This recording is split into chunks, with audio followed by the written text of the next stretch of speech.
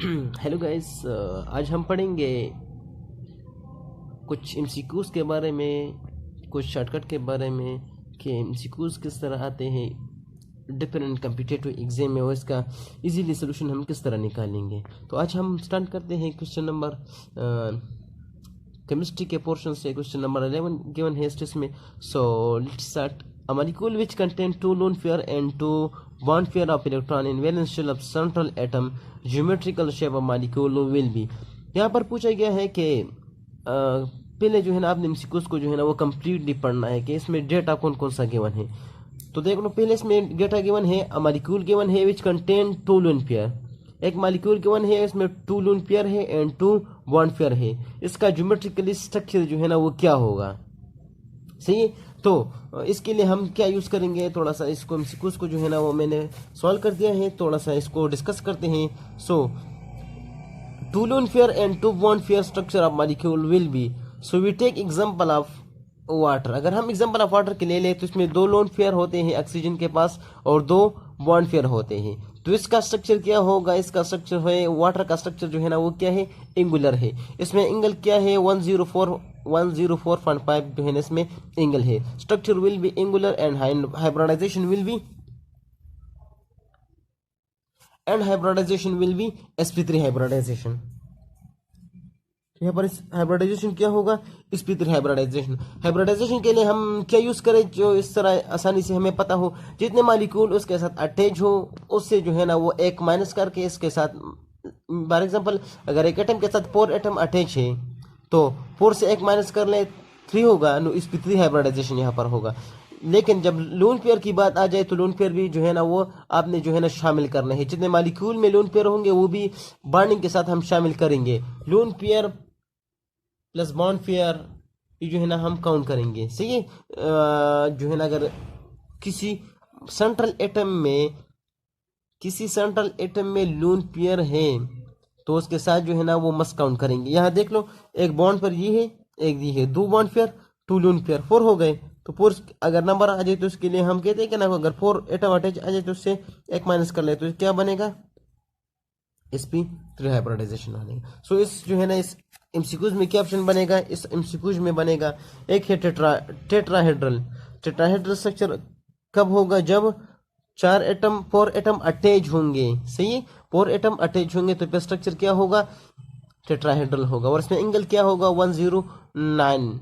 अगर trigonal pyramidal example ले ले, तक मिनिस्ट्री का एग्जांपल ले ले, एंगुलर जो है ना ये क्या होगा, is the best option, C option is the best option, angular इसका स्ट्रक्चर है। लीनियर की बात करें तो लीनियर जो है ना सिंपली जो है ना वो इसमें जो है ना क्या, फॉर एग्जांपल ले ले कार्बन डाइऑक्साइड ले ले, तो इसके साथ ना कोई बॉन्ड पेयर है ना लोन पेयर है, तो इसका स्ट्रक्चर क्या बनेगा, linear structure of carbon. Linear structure the carbon dioxide का स्ट्रक्चर है ना वो लीनियर है।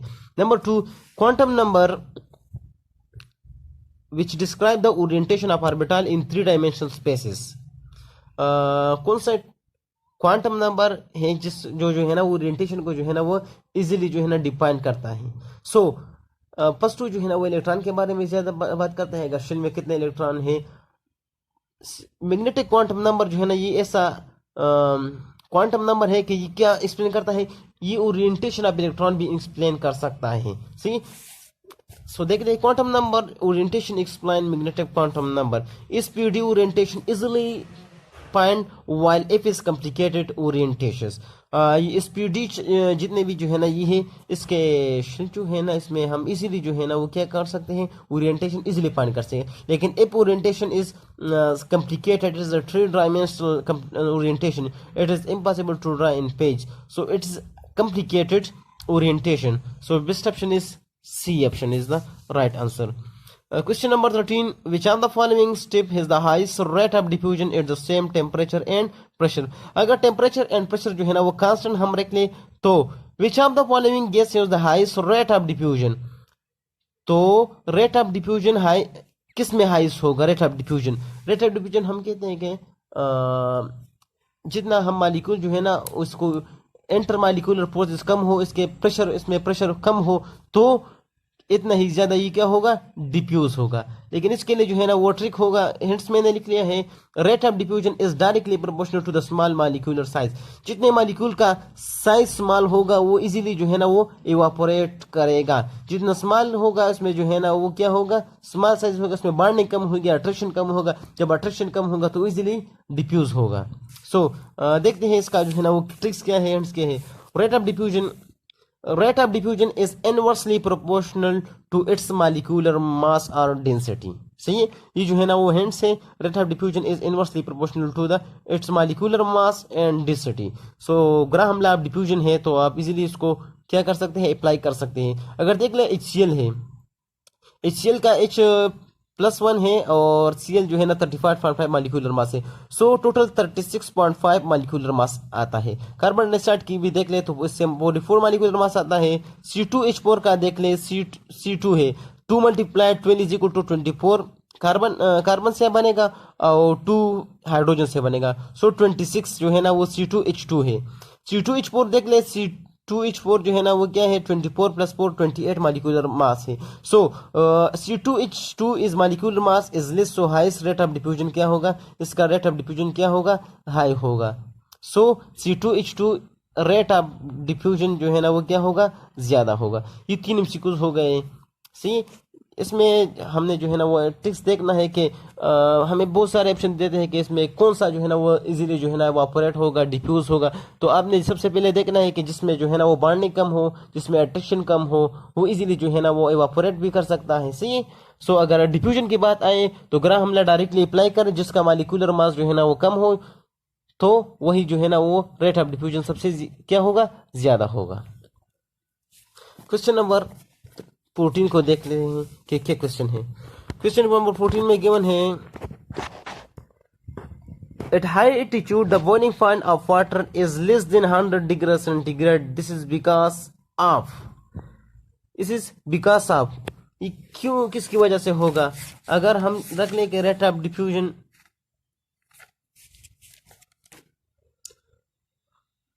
सही, तो क्या है क्वेश्चन नंबर जो है ना ये पूछ रहा है, एट हाई एल्टीट्यूड, अगर हम बाय एग्जांपल ले ले K2 ले ले, जो है ना वो पहाड़ी इलाका ले ले, तो boiling point of water is less than 100 centigrade, this is because of, वहां पर क्या होता है कि बॉइलिंग पॉइंट जो है ना वो ज्यादा होता है वहां पर, लेकिन किस वजह से होता है।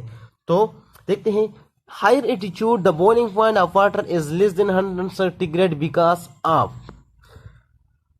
एक ऑप्शन में है ना हाई एटमॉस्फेरिक प्रेशर, वहां पर जो है ना वो क्या होता है, एटमॉस्फेरिक प्रेशर जो है ना वो क्या होता है, देखते हैं कि ज्यादा होगा। नहीं, एटमॉस्फेरिक प्रेशर जो है ना वो एट सरफेस पर जो है ना वो सबसे क्या है, ज्यादा है। एंड सेकंड ऑप्शन है weak hydrogen bonding. So hydrogen bonding has no effect and it's affected by heating, hydrogen bonding is affected by heating की वजह से ओनली चेंज होता है। सो रिसेप्शन से देख ले, रिसेप्शन में है no change in atmospheric pressure, ये एटमॉस्फेरिक प्रेशर पर जो है ना वो डिपेंड नहीं करता, तो ये डिपेंड करता है एटमॉस्फेरिक प्रेशर पर। सो एटीट्यूड पर देखते हैं, एटमॉस्फेरिक प्रेशर जो है ना वो क्या है, ऊपर जो है ना वो एटमॉस्फेरिक प्रेशर क्या होता है, कम होता है। सी वो एटमॉस्फेरिक प्रेशर जो है ना वो क्या कम होता है। सो अर्थ सरफेस पर जो है ना वो क्या है, ये अर्थ सरफेस है, ये जो है ना हाई एल्टीट्यूड पर ले, तो हाई एल्टीट्यूड पर एटमॉस्फेरिक प्रेशर क्या होता है, कम होता है, और नीचे जो है ना एटमॉस्फेरिक प्रेशर क्या होता है, ज्यादा होता है। So change in atmospheric pressure, जिस अगर चेंज इन एटमॉस्फेरिक प्रेशर होता है सी ऑप्शन में देख लेना, तो एटमॉस्फेरिक प्रेशर जो है ना ये इफेक्ट करता है। सो हाई एल्टीट्यूड जो है ना वो क्या है, वहां पर एटमॉस्फेरिक प्रेशर जो है ना वो क्या होता है, कम होता है। सो ऑप्शन देख लेना कि lower atmospheric pressure high altitude पर जो है ना वो क्या होता है, एटमॉस्फेरिक प्रेशर ज्यादा होता है, क्योंकि अगर हम वहां पर हीटिंग करें तो वो ज्यादा टाइम के लिए हम जो है ना वो क्या करते हैं, हीट करते हैं, क्योंकि वहां पर जो है ना बॉइलिंग पॉइंट होता है सी वाटर का ज्यादा कम होता है। सो क्वेश्चन नंबर 15 देख लें, sentence substance that has sharp melting point in the following is, कौन सा जो है ना गिवन ऑप्शन है जिसमें क्या हो, substance has sharp melting point कहते हैं। शार्प मेल्टिंग पॉइंट जो है ना वो हम इजीली जो है ना वो क्या कर सकते हैं, डिफाइन कर सकते हैं। सो शार्प मेल्टिंग पॉइंट हम किसे कहते हैं, शार्प मेल्टिंग पॉइंट उस पॉइंट को हम कहते हैं जस्ट लाइक 1 सेंटीग्रेड पर ये जो है ना क्या हो जाए, ये कंप्लीटली मेल्ट हो जाए, तो इस बॉइलिंग पॉइंट को हम कहते हैं शार्प मेल्टिंग पॉइंट। सो देखते हैं ना शार्प जो है ना वो क्या है, जिसमें ज्योमेट्रिकली शेप जो होता है वो हैविंग स्पेसिफिक ज्योमेट्रिकल शेप जिसमें होता है, वो सब्सटेंस का जो है ना वो क्या होगा, उस एलिमेंट का क्या होगा, इस कंपाउंड का क्या होगा, शार्प मेल्टिंग पॉइंट है। सो gemstones, cold tar and glass, they are anisotropic, they are not geometrical shape exist, they have no specific shape, so they are not sharp melting point. So diamond ये जो है ना ये sharp melting point है, क्योंकि इसका क्या है, एक स्पेसिफिक स्ट्रक्चर है, तो इसको हम कह सकते हैं कि ये क्या है, ज्योमेट्रिकल शेप है इसका है। सही, तो जिस मालिक्यूल या इस कंपाउंड का जो है ना वो ज्योमेट्रिकली शेप होता है, तो वो क्या एग्जिस्ट करता ही है, they have sharp melting point. So D option is right option. C which of the following pair is an example of completely immiscible liquid? immiscible liquid हम कैसे कहते हैं, जो एक दूसरे में बिल्कुल जो है ना वो क्या हो, soluble ना हो। अल्कोहल एंड वाटर दे हो सम solubility। सही, अल्कोहल एंड वाटर जो है ना वो रिएक्ट करता है, हमने देखा है कि ये 64 पर जो है ना, ये जो है ना 64 डिग्री सेंटीग्रेड पर ये क्या होता है, ये मिक्स हो सकते हैं। अल्कोहल एंड ईथर, एक अल्कोहल है एंड ईथर जो है ना वो बेस है, so they can react, alcohol and acid and base react. Water and ether they also react, water acts as an amphoteric, they can acid and ether is in base, they can also react. Carbon disulfide and water, they cannot react with each other, which are given in example in our book. See, so carbon disulfide CH2 and water जो है ना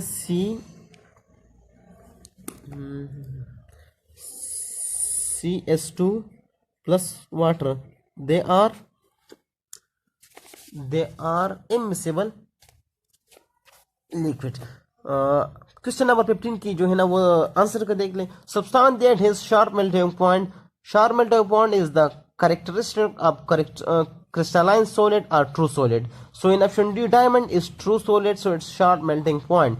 Diamond has sp3 hybridization and tetrahedral structure, while graphite and buckyball has sp2 hybrid and hexagonal structure. Sharp melting point is directly proportional to the true solid. अगर substance जो है ना वो true solid है, तो इसका sharp melting point क्या होगा, इसका sharp melting point होगा। So D option, question number 15 D option. While completely immiscible liquid, which of the following? So carbon disulfide and water is the completely immiscible. Reason देख सकते हैं कि अगर किस वजह से, reason polar dissolve in whether water and alcohol are polar, so they can react. Also ether show weak polarity, so they can also react. So all other dissolve except non-polar and polar. ये जो है ना वो क्या है, carbon disulphide जो है ना वो नॉन पोलर है एंड वाटर जो है ना वो क्या है, पोलर है, तो इस वजह से ये can not react. Alcohol and water soluble in ether each other, ether and water they have weak acid and weak base dissolve in each other, so option D is the right option.